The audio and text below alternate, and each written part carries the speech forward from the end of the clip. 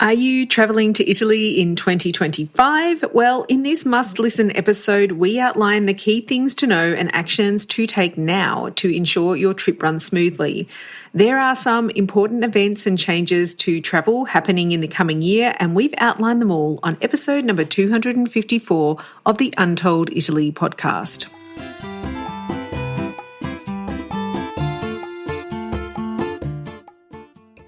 Ciao a tutti and benvenuti to Untold Italy, the travel podcast where you go to the towns and villages, mountains and lakes, hills and coastlines of Bella Italia. Each week your host, Katy Clarke, takes you on a journey in search of magical landscapes, history, culture, wine, gelato, and of course, a whole lot of pasta. If you're dreaming of Italy and planning future adventures there, you've come to the right place.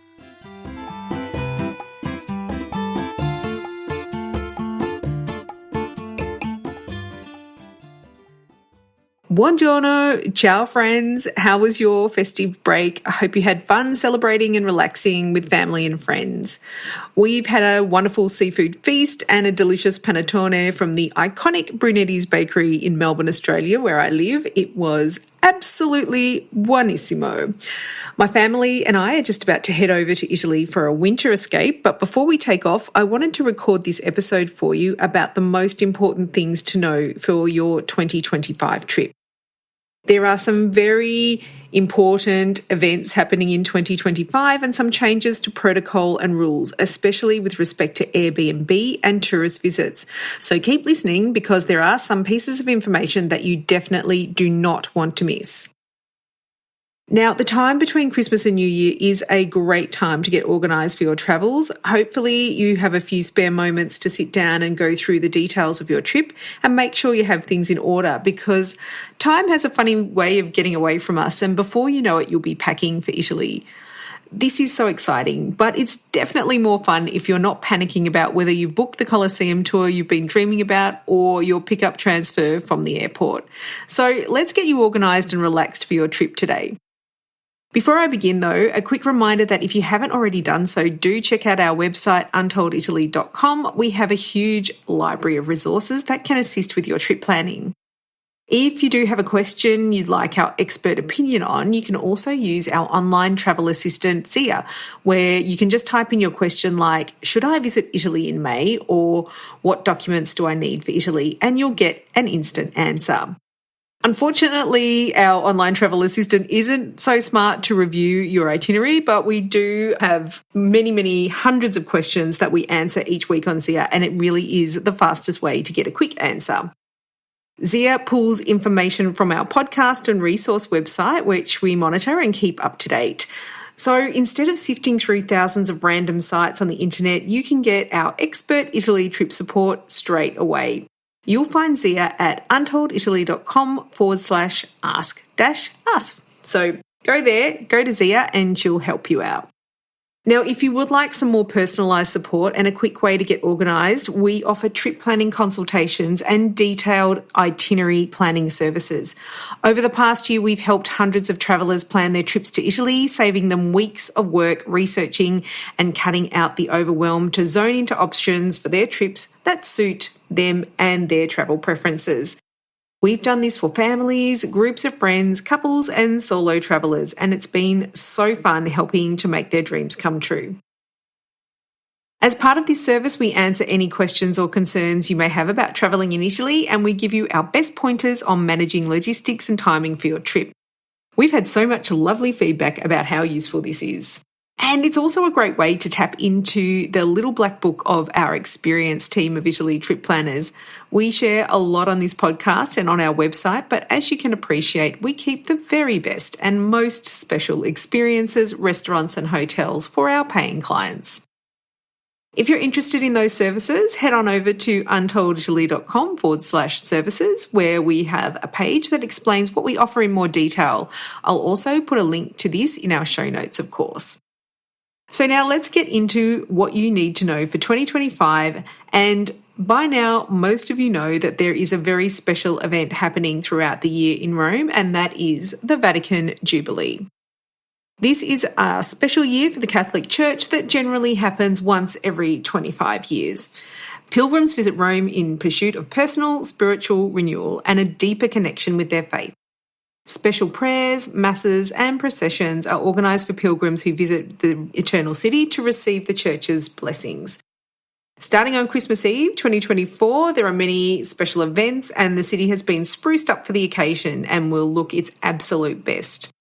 Those who visited Rome in the second half of 2024 would have seen a construction zone as the city restored its major monuments like the fountains in Piazza Navona and the Trevi Fountain, but they will be ready for the celebrations and they will look incredible. No one can say how many pilgrims will visit Rome in 2025, however the Jubilee is expected to boost visitor numbers considerably. It is worth noting, though, that the vast majority of these visitors will be focused on religious and spiritual events around the Vatican and important churches in Rome, and not on activities like food tours and exploring museums and attractions, or even really exploring outside of the Eternal City. For many pilgrims, this is a once-in-a-lifetime spiritual event for the devout, and their travel budget is focused on simply getting to Rome, not lovely accommodation or activities like golf cart tours or boat tours. So, what does the Jubilee mean for travellers like you? Well, if you're visiting Rome, you'll need to be very organised and book your accommodation, tours and activities and restaurants well in advance if you have specific experiences in mind. If you're travelling on a strict budget, it is doubly important to get on with booking your accommodation, as this is where the biggest squeeze is likely to happen, particularly around the major religious events and holidays like Easter. If you want to know more, we did a whole episode and have a separate page on what to expect during the Jubilee year, which we will link to in the show notes. There's also a link to the calendar of events so you can see where there is potential crossover between your trip and the major events so you can plan accordingly. So do take advantage of these resources if you want some more information. And for those of you travelling to experience the Jubilee, what a wonderful trip you're going to have and such an amazing and unique once-in-a-lifetime experience. But like I said, the focus will be on Rome. So if you're not planning to go there, I think we can assume business as usual, which means peak season is running from Easter, which is at the end of April in 2025, and running all the way through until the end of October. This means all the major tourist areas, of course, Rome, Florence, Venice, the parts of Tuscany closest to Florence, the Amalfi Coast, etc., are going to be busy. Not to sound like a broken record, but unless you have plenty of time or unlimited resources, then getting organised for the key parts of your trip like accommodation, transport, and special activities like visiting the Colosseum is absolutely critical. That's not to say that you should fill your schedule 100% and have everything planned out.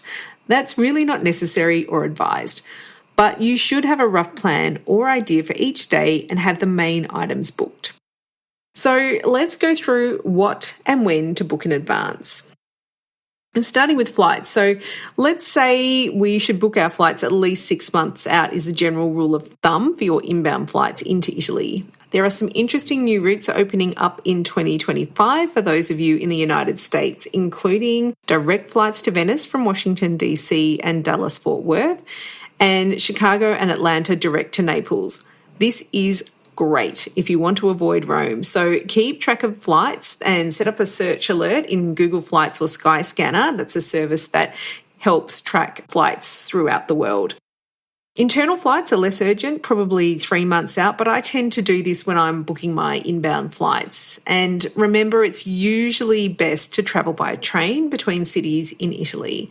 Some exceptions apply, like Sicily and Sardinia, of course. And if you want some more information on the best way to get travel around Italy, we do have a lot of resources, as I mentioned, on our website. For hotels and accommodation, you should do this now if you haven't already. I'll explain more in a little bit, but a recent law change in Italy means short-term accommodation rental options have become a lot harder to manage, which is going to put some pressure on hotel availability. Anyway, book your accommodation now. We have a great accommodation guide on our website to help with that, including the best areas within the major cities and suggested hotels. And you'll also find that link in the show notes. For restaurants, you should try 3 to 4 months out for popular places like Roscioli Salumeria in Rome, and even then, good luck. I'm afraid to say I am part of the problem by talking about how much I like this restaurant, and I cannot get a booking there even in January. So if there's somewhere really, really special that you want to go, there's a Roma in Rome, which is also the Michelin star restaurant that overlooks the Colosseum. Well, you really need to get onto it very, very quickly and understand their booking procedures, because a lot of them have special timings and other procedures that you need to go through to get a booking. For tours and activities, I would do a minimum of 3 months out if you need specific dates and times, or if you have a special tour in mind, like the VIP after hours Duomo climb in Florence. There are some quirks and caveats, and one is definitely the Colosseum, where you can only book your tickets on the official website 30 days in advance. Some people are obsessed with going through the official website, which, by the way, is clunky and horrible to use. And the reality is that the Colosseum, just like all major attractions in the world, work with many other partner ticketing agencies to sell tickets. If you're nervous about going with a third party, then go with a well-known brand like Get Your Guide or Viator or Tickets, and you can pre-purchase tickets well in advance for a few extra euro, and often some extra services like a audio guide or a tour. You know, in my opinion, the Colosseum is also a place where it's worth getting a tour, and all the tour guides need to be licensed, and they have all studied extensively to get that license. So it really comes down to delivery and the experience that you want to have, which is why, after testing many, many tours, including the Colosseum tours that they deliver themselves, that we recommend Live Tours and Walks of Italy. And again, we have many, many resources on our website and on this podcast where you can hear the owners of those two companies talk about how they deliver a service and also why we choose those companies. So while we're on the subject of major sites, we have a few changes at Pompeii. So listen up if you're going to go there, because starting in November 2024, the local authorities decided to put a cap on visitors, which is a measure that was designed to help with the impact of over-tourism. Last year, Pompeii had over 4 million visitors. Incredible, right? The cap is now 20,000 people per day, which is reasonable given that most days in 2024 saw under that number. But there is also a requirement to have a pre-booked personalised ticket with your name on it and the time slot for your visit to spread out the thousands of visitors that will arrive over the day. So typically, I think in Pompeii, people often will go in the morning to avoid the heat of the day. And so they really want to spread people out so that they can, limit the impact on this site, which is still a working archaeological site. So you do need to pre-book your tickets for Pompeii, which wasn't always necessary in the past. Again, we'll link to some more information about this. And another thing to note for Pompeii and Colosseum, for that matter, if your name is on the ticket, you're going to need to have some form of ID that's recognised internationally, and that basically for most of us means our passport that validates that you are who you say you are. So there's a few little quirks that we need to be aware of, because we wouldn't want you to be stopped going into these magnificent sites that you have been so organised to book. Now, the changes at Pompeii are part of a whole new set of initiatives to combat the impact of over-tourism in Italy, and I expect we'll see a few more things implemented over the coming year. And of course, we'll keep everyone updated as they come along.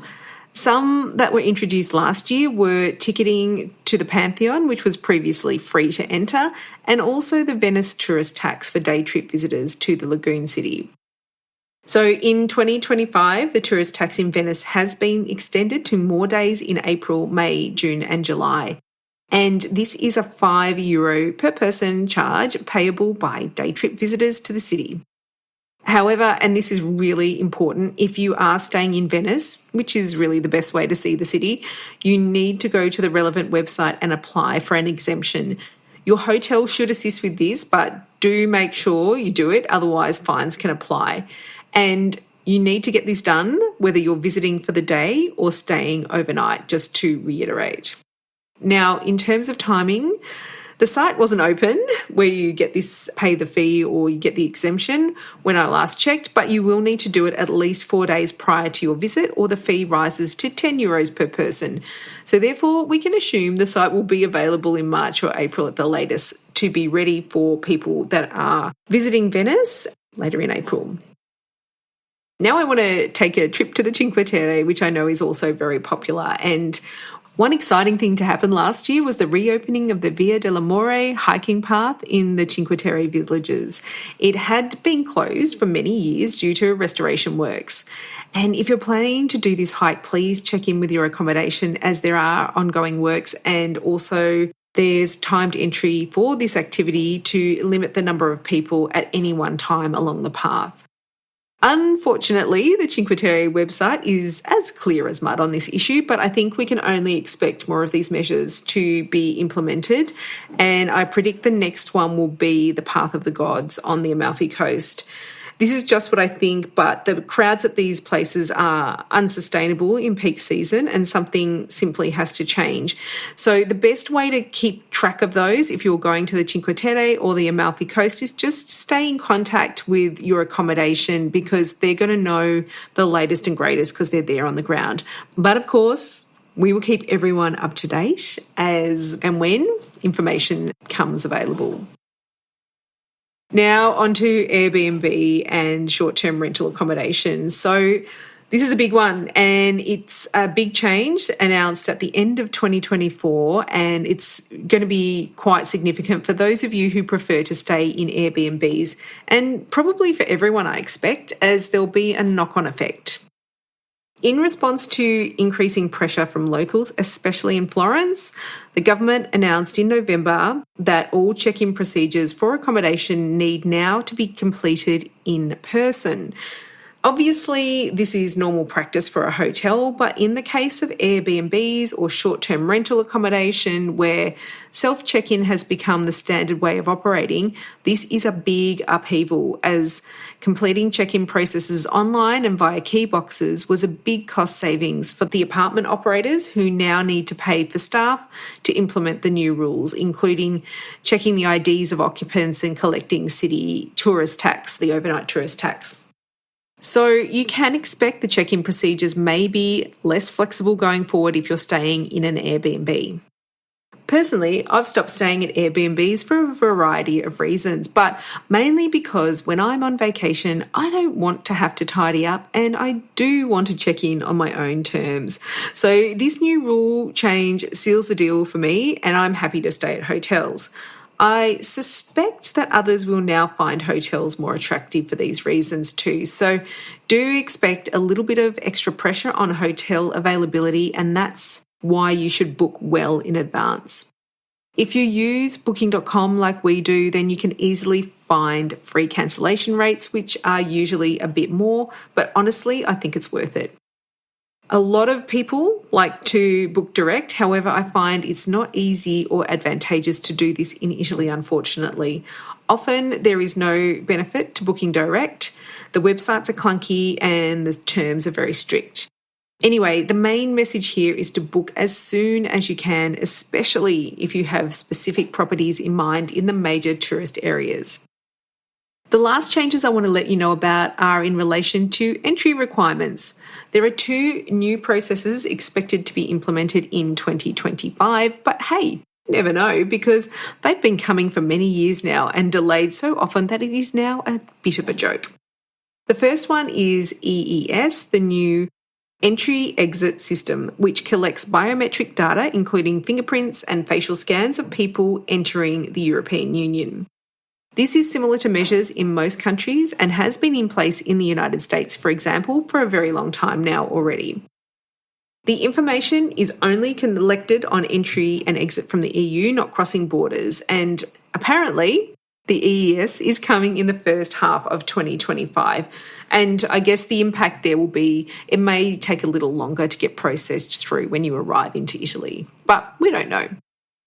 The second is the ETIAS travel authorization system, expected in the second half of 2025. But again, this one has been delayed so many times already, so this is just a courtesy to keep your eyes and ears open for any official and definite changes. Last year, there were so many articles about it on very reputable news outlets, and I really had to roll my eyes as there was no official start date announced. So what is ETIAS? It is a travel authorization system similar to those in place already in the US and here in Australia. Travellers from outside the EU will need to go online, confirm their travel details and pay a small fee of around €7 per person to receive an official authorization to enter Italy and the EU. In most cases, this should be very quick, but it will need to be done prior to departure. This is not currently in place, and we do not have an official start date at the time of recording in December 2024. Of course, we will let all our followers and guests know when it does become official. In the meantime, please beware. There are a lot of shonky sites out there pretending to process this visa. I saw one site charging over €70 per person, so beware and know that the only safe way to do this is via the official EU website when it does become available. Okay, that's quite a lot of travel changes and information to take in, and as always, we'll summarise this with the appropriate and official links in the episode show notes on our website, untolditaly.com/254 for episode number 254. I'll finish off this episode with some general tips for travelling in 2025. These never get old or out of date and will save you a lot of effort and angst both before and during your trip. Number 1, get organised and book now if you haven't already. I'm sorry to repeat myself, but it does come up a lot in our Italy travel planning group on Facebook, which if you want to join, that's free to enter as well. There are a lot of people that sort of rue the day that they haven't booked things in advance. The number 2 is build buffer time into your itinerary for delays and strikes, etc. Rome in particular, due to the Jubilee, and despite the fact that there has been a boost to taxi and Uber licenses there, transport is a big challenge in the Eternal City, and I can cite many, many examples, not just from our clients, but also from family and friends who have missed tours and trains because they were unable to get the right transport. The best antidote to this is to stay in the centre where you can walk everywhere and you're not relying on that transport. Tip number 3 is head out of the main tourist zones. We're not called Untold Italy for nothing. Trust me, Italy's heart and soul can be found in the smallest villages and coastal towns and secondary cities. You will never regret making a stop at one of these places. Tip number 4, bring comfortable shoes. I always have at least one pair of sneakers, often 2. You're going to be doing a lot more walking than most of us are used to, and on cobblestones too. Make sure the shoes are broken in and you can alternate and give your feet a little break. Tip number 5, have a plan to deal with crowds. If you're visiting the major tourist areas, this is simply a reality, and I have to say I feel Florence is actually one of the worst places for this, as the city is so small. It's very difficult to move away from the crowds there, but you can organise your day so you're not in crowded areas at peak times. So do a little bit of research on this, or, if you want to book in with a trip consult, we will help you too. Number 6, and one of the most important things I think as well, is to get trip insurance. It is amazing how a twisted ankle can ruin a vacation, and that happens quite regularly due to those pesky cobblestones. Now, Italy's health system is generous, but not all countries have a reciprocal health agreement like we do in Australia with them. And even then, you may need to change a lot of plans and be flown home early, which can be a set of life-changing expenses. Last but not least, get some help if you need it. I'm not quite sure why, but many of us try to struggle through with things that we don't have a lot of expertise in and add pressure to our already busy lives. It's quite unrealistic to expect that you can plan the perfect trip if you have limited experience travelling in Italy, unless you have weeks of time to research. And even then, sorry to say, most of the information online is very generic and pushes you to exactly the same spots everyone else is going. Please note, Google does not reward Italian websites. Who are the people who actually know the best about their country, I would have thought. and Google does not reward them with high rankings. And even then, Italian businesses are generally awful at online promotion. So, if you're happy going with a 100% English speaking point of view, that's fine. But if you'd like some local input, then there are some other approaches. And there are many professional services out there helping people plan trips to Italy, including our wonderful team here at Untold Italy. Just make sure that you are tapping into a resource that has a lot of deep experience traveling in Italy. And so, for example, I don't think general travel agents who have not traveled extensively in or live in Italy are particularly useful, except maybe for booking your flights. Now, you may think paying for a service like this is expensive or out of budget, but I'm sure our clients have saved many thousands by working with us to discover the best and most efficient ways to travel in Italy that suits their plans. Also, please value your time. Planning trips can be fun, and for some it's a hobby, but I'm sure you'll agree it's something that takes a lot of time and experience. For our winter trip, I think I've spent several days, probably up to a week, trying to sort things out, and we're going to places that I've been to before and even some that I've lived in. This is time I could have spent relaxing with friends or working on new ideas for our business. I happen to love trip planning and it's my job, but if it's not and you find trip planning stressful, please get some help and go back to dreaming about Italy and all the fun you're going to have there instead of trawling through accommodation listings and trying to understand Italian websites. For those of you who want personalised assistance and access to our very favourite places to stay and visit, the ones that we only share with family and friends, take a look at our Untold Italy trip planning services. Our amazing team of Italy travel experts on the ground in Italy and around the world are ready to help you plan your dream Italian trip. You can find out more and book in for a consultation on our website at untolditaly.com/services. I hope you found this update useful. Travel to Italy is one of my favourite things to do, and I do my very best to keep you updated on the latest developments. Of course, a podcast recording is simply a moment in time, so stay tuned as we will record updates as and when things change and when it's necessary. We've got an exciting year ahead at Untold Italy with a huge project coming in the first few months of 2025. I cannot wait to share this with you as it's not been done before and has so much potential to make your trips to Italy even more wonderful. In the meantime, I've put a link to our services in the show notes on our website, as well as all the tips that I shared today. You'll find them at untolditaly.com/254 for episode number 254. We would like to thank you all for your support of Untold Italy in the past year and your enthusiastic messages of support and reviews. It really does mean the world to us that so many people from countries all around the world tune in each and every week to listen to the show. If you do enjoy it, it would be incredible if you took a few moments to write a quick review or give us a rating on your favourite podcast app. Grazie mille in advance, we appreciate you. That's all for today. Next week on Untold Italy, we are going to have one of your favourites back on the airwaves to share their new book about one of Italy's iconic cities. But until then, it's ciao for now.